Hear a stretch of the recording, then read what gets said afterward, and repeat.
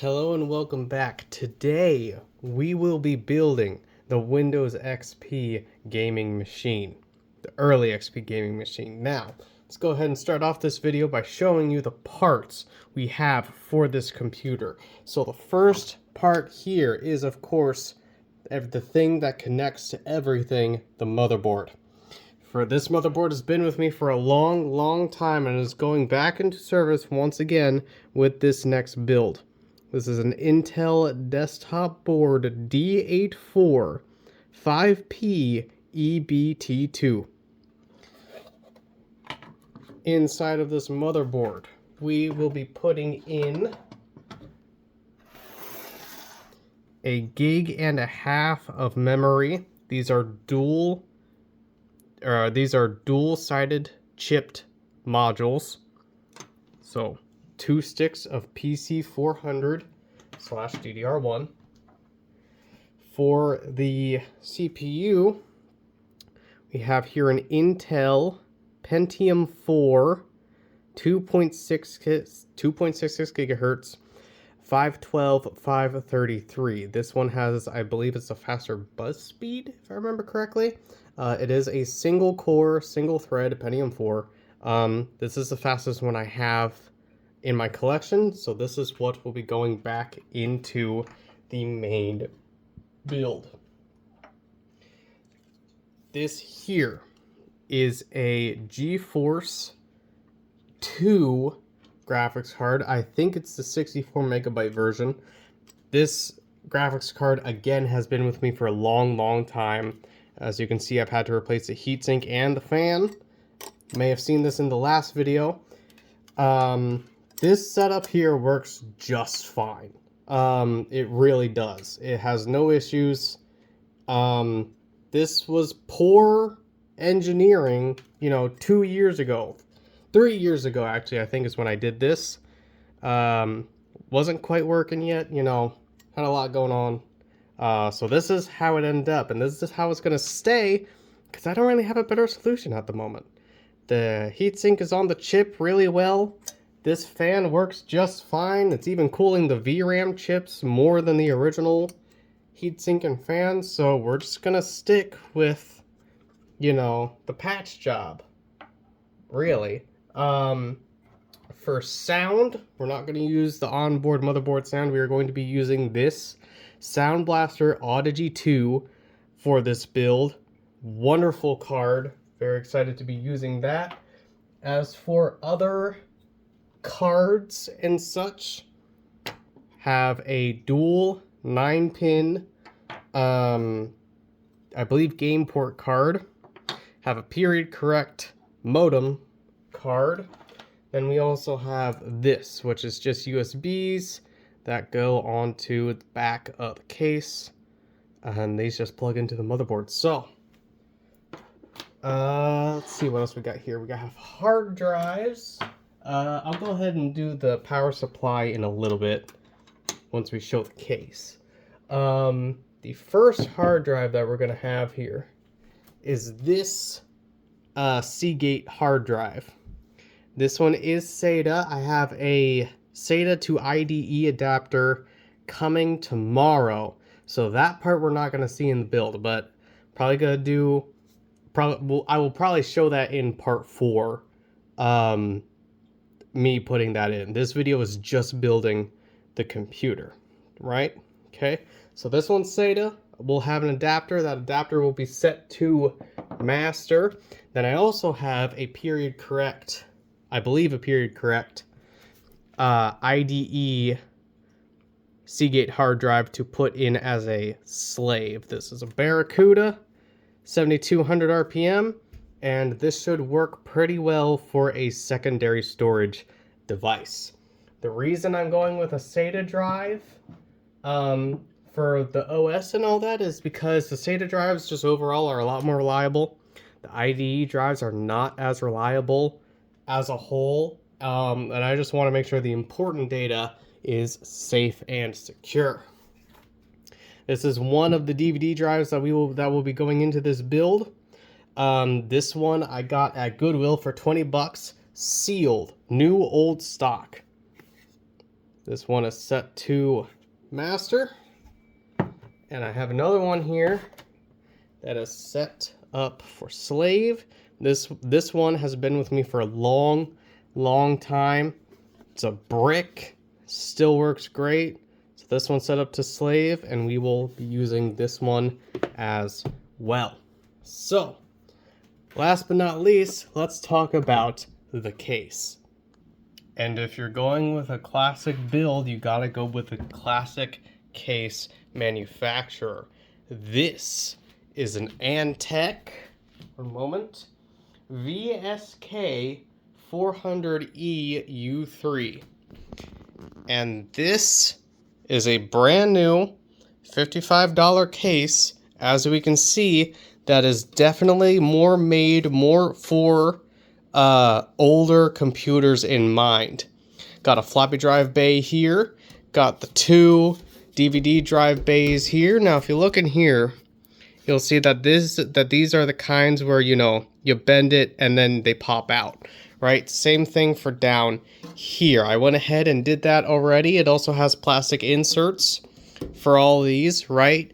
This is basically just, you know, it's a cheap case. It's just a modern version of the same cheap cases you would buy at the time to build your computers. As you can see down here, again, you're supposed to bend these out and then you can't reuse them. That's just how this was at the time. And we're going to be using the same technology, the same case technology for this build. It's going to be very exciting. So let's go ahead and get this started. So let's go ahead and get our motherboard prepped here. Now, people typically go by, if it'll focus, there we go. People typically go by this little arrow here. That typically never works for me though. What you want to do is you want to see where there's some missing pins here. If we look at the socket, you will see that down in this corner, there are missing holes there. So you want to lift that arm up. You want to line up the CPU with the notches. And eventually, there we go. CPU should just drop right in. Go ahead and put your arm down. Go ahead and take your thermal paste. You want about a pea-sized dot right in the middle. That's perfect. Then go ahead and take our CPU cooler here. This is just a normal stock Intel cooler, right? Okay. You want to put it right on over it. Try and get it lined up. There we go. Then you just want to put even pressure, both sides. Make sure all 4 are latched in. Then, not quite all are latched in. There we go.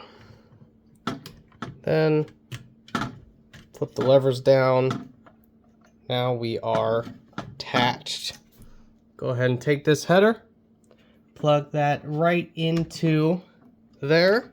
Go ahead and tuck this in. Okay.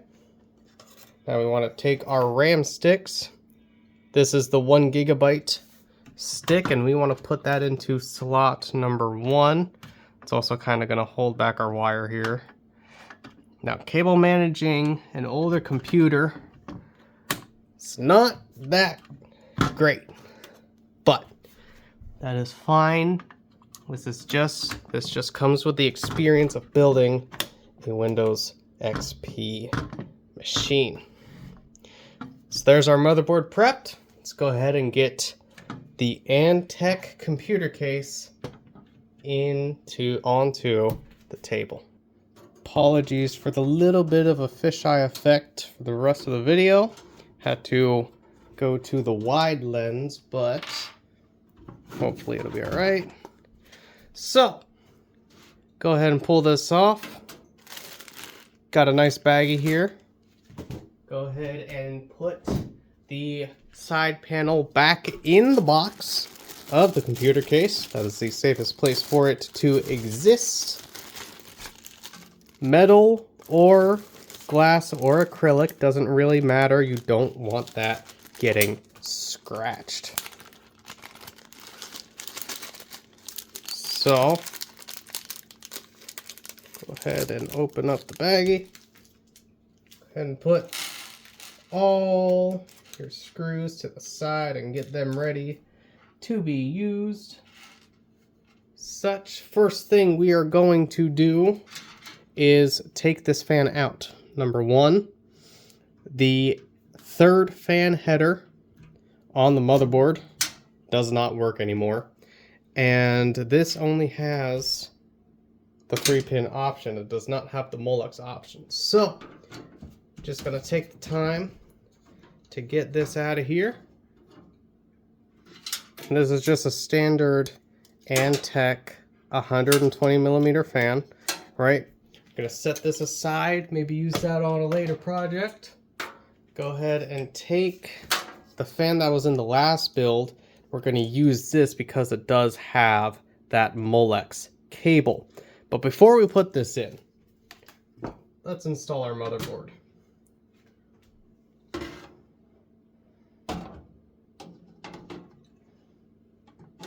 Now, I do not have an I/O shield for this motherboard, unfortunately. But I think that'll be okay. Since the spirit of this build, for the most part, is just giving my classic Windows XP machine life again. So, a new case, while using the same parts, not that bad of a compromise. Gonna go ahead and use all the screws we can here for the standoffs that were included.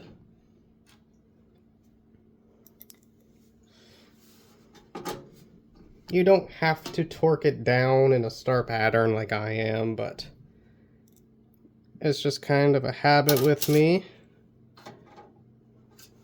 One moment, I gotta grab that. I'd also like to note that there's an Antec logo down there. There we go. Much better that time around. It's also recommended that you use an anti-static wristband as well. I have one around my leg.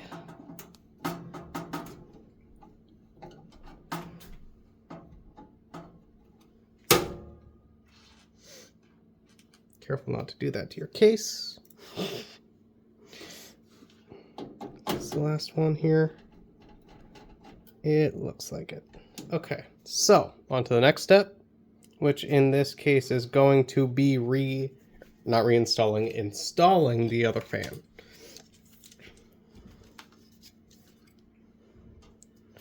Okay, so flow of air travel is this way. I think, yes, which is what we want. This is a very basic case. We're just going to have an intake fan here. It's going to blow across this. It can get down here, and then it's going to exhaust through the power supply. We're going to have this cable facing this way towards the power supply, since we will be running it off of the Molex connection. Go ahead and get the first screw in there, and then go from there. All right, now the next step here, as far as I see, let's actually go ahead, pull this rubber band off, right? Let's go ahead and run these smaller cables real quick. Now, this USB 3 cable is just going to stay up here, as this board clearly does not have a USB 3 connection. This is that Molex connector I was talking about for that case fan, to bypass the fact that this fan header does not work. So let's just go ahead and get these plugged in.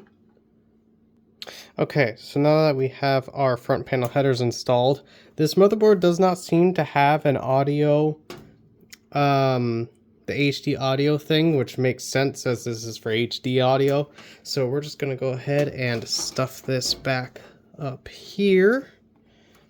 Right, okay, go ahead and if you can, use that rubber band back up there. Okay, let's go ahead and install our power supply. I think it's time for the power supply. So this is an iMicro 400 watt ATX power supply. I think that's the format. It's an exhaust fan, so it takes air from the computer through the power supply into the exhaust. Just gonna go ahead and put that in here. Now, I'm still using an older power supply for this computer because this one has been very reliable to me over the years. It hasn't had constant use or anything like that. So I think reusing this power supply for the umpteenth time is not the worst idea ever. Plus, again, as I said earlier, we're trying to use roughly as much of the same amount of parts as we can. The case upgrade was a quality of life thing, really. And I also just really wanted to try this Antec case because, you know, it is a newly manufactured case that was designed, for the most part, to work with the older computer hardware. On top of that, this thing also has like 5 or 6 spaces for hard drives. You can't get that anymore with current built cases and such. Okay, get as much of that out of the way as you can. Get that up there. This we'll worry about in a little bit. Let's go ahead and start inserting our drives here. So, first drive is going in. That white on that black looks quite nice, actually. Let's go ahead and install these two while we're at it, actually. So for this one, we'll just go up and about to there. Okay. Let's go ahead and try and get that down there. And then this, we don't need the 24-pin part, or the 4-pin part of the 24-pin connector. Just the 20-pin will do. Try and get that down there because the other drive is going to take up this area here. So now that that's in, I'm gonna go ahead and install our screws. Right, okay, I'm gonna try and get that nice and flush with your front case.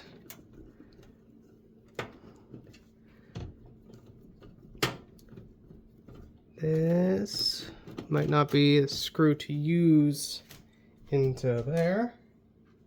Let's try this one. If this doesn't want to work, there we go. All right, go ahead and get it flush. Right there. Just go ahead.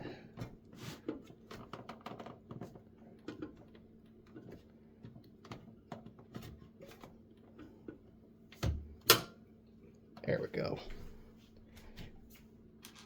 Go ahead and get the other one in.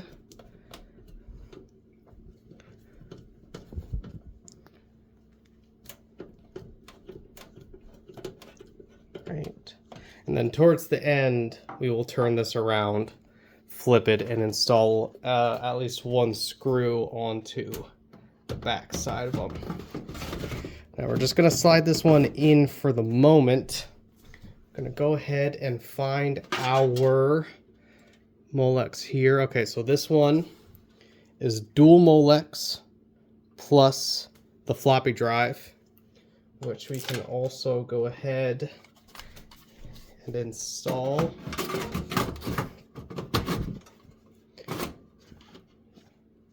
Okay, now you can't see it all that well, but this hole here, if you look in there, you can see the floppy drive moving around. That's where that's going to be.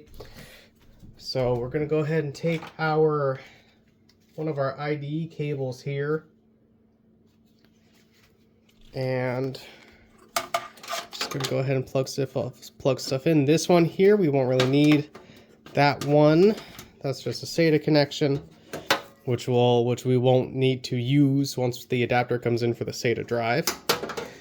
So for this one here, I'm gonna go ahead and plug in like so.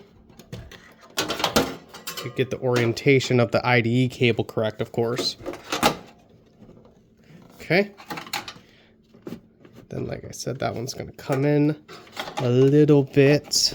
Just want to try and get it to clear. May have to move that connector there. There we go. Go ahead and take this guy and once again connect it to the correct. Careful not to bend your cable up too much.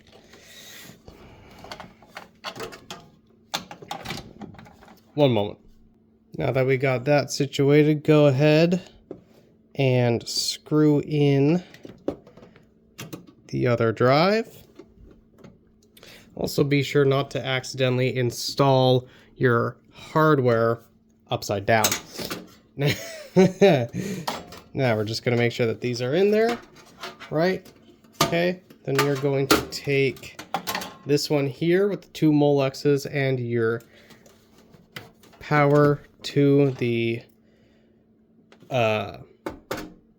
floppy drive. I'm going to go ahead and plug these in. Now, there is the question of if that'll reach. It looks like it will. So, on top of that, I'm going to go ahead, take this guy here. It does have 4 pins for power pass-through. Push that on in. Let's go ahead and try and get this cable managed at least a little bit. There we go. Then we'll just plug this into there. So that will give us power for this case fan, which, as we said, is going to draw in air this way. Power supply will exhaust that, right? Okay. Let's go ahead and get this floppy drive tightened in. Okay, once you got that tight, go ahead and grab your floppy cable here. Okay, see this missing pin on this side? There is a missing pin down on the motherboard connection, so that's the side you're going to plug that into. Going to take our floppy drive power, plug that in. Go ahead and get this guy lined up here to the best of your ability.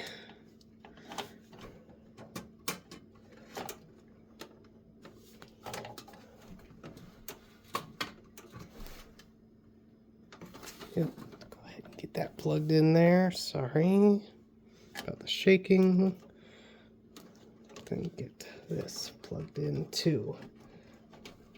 There. Perfect. Then we're going to take our disk drive IDE cable. Going to put that into the black one. Perfect. Then we're going to take our hard drive IDE cable, put that into the white one.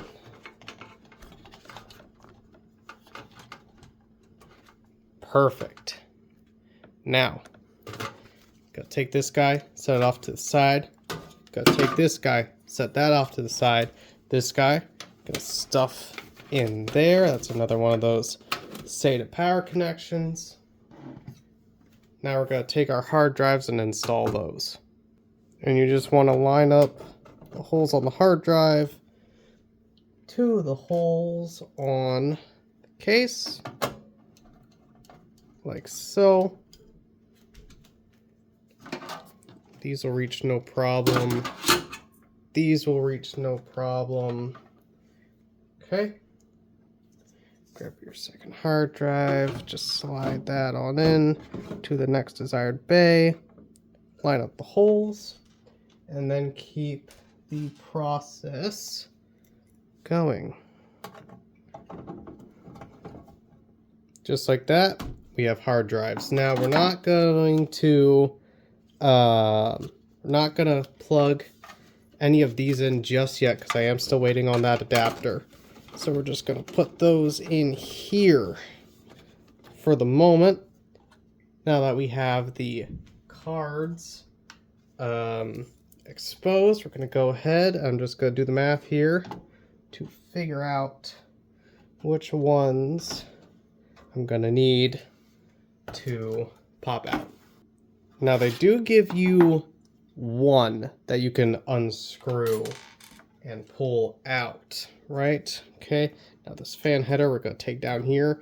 On a normal AGP graphics card, you would not need to worry about this fan header at all, right? Okay, because it's all built into the graphics card. But as I've been over, this one involves redneck engineering. So, need that fan header, line it all on up, give it a firm press, then that is good. It's perfect even. Okay, so we'll go ahead and get that on in there. And for these, all you gotta do is bend them in, move them back and forth, and they pop right out. Okay, so went ahead and did those. Okay, now we have this. Now, unfortunately, I only have one USB header on the board. So, gonna go ahead and use it on one of these. And we're gonna put that right in here since this fan would be blocking this PCI port anyway. So we're gonna go ahead and do that. Now, I'm not entirely sure if this one up here is USB or not. Not entirely sure, but I'm just gonna ignore that for now. I don't see a port on here for the HD audio either, so I'm just gonna go ahead and plop it in. We'll just use the screen port, it's gonna be fine. It's also a neat thing about these is they got FireWire on them as well, so that's neat. We'll go ahead and put that in last to give the graphics card as much room for breathing as we can. So we'll go ahead and put the modem first, as it is the shallowest. So literally just plop that on in there, followed by our 9-pin PCI card. Plop that in, and then, provided it'll fit, our Sound Blaster. Perfect.